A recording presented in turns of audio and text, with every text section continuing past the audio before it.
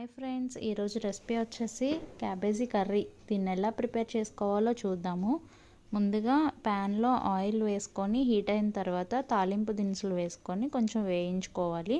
అవి వేగిన తర్వాత సన్నగా కట్ చేసుకున్న ఆనియన్స్, క్యాబేజీ కూడా సన్నగా కట్ చేసుకొని దాన్ని వాష్ చేసి పెట్టుకోవాలి. తర్వాత ఇవి వేగిన తర్వాత ఆనియన్స్ వేగిన తర్వాత క్యాబేజీ కూడా వేసుకోవాలి. తర్వాత ఉప్పు పసుపు కూడా వేసుకొని కలుపుకోవాలి. పెట్టేసుకొని మధ్య మధ్యలో కలుపుకుంటూ ఉండాలి కర్రీని. క్యాబేజీ ముక్కలు ఉడికే వరకు కూడా అలా కలుపుకుంటూ ఉండాలి. అప్పుడే కారం వేయకూడదు. ముందే కారం వేస్తే క్యాబేజీ ముక్కలు మగ్గవు తొందరగా. ఈ కర్రీని అందరూ ఇష్టపడరు, ఎందుకంటే కొంచెం స్మెల్ వస్తూ ఉంటుంది కదా, అందుకని. సో అలా స్మెల్ రాకుండా ఉండటానికి మనం అల్లం వెల్లుల్లి పేస్ట్ వేసుకుంటే కొంచెం ఆ ఫ్లేవర్ వస్తుంది కాబట్టి కర్రీని తినాలనిపిస్తుంది.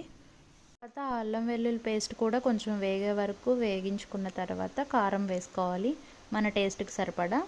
తర్వాత సాల్ట్ కూడా చూసి మనకి సరిపోకపోతే సాల్ట్ కూడా యాడ్ చేసుకొని ఒక 5 మినిట్స్ కొంచెం మగ్గించుకొని తర్వాత స్టవ్ ఆఫ్ చేసుకోవడమే.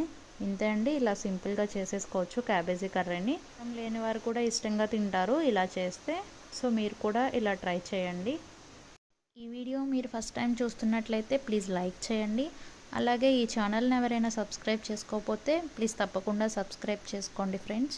అలాగే బెల్ ఐకాన్ క్లిక్ చేయండి. నేను చేసే ప్రతి వీడియో మీకు నోటిఫికేషన్ ద్వారా వస్తుంది. Okay, bye friends, thanks for watching.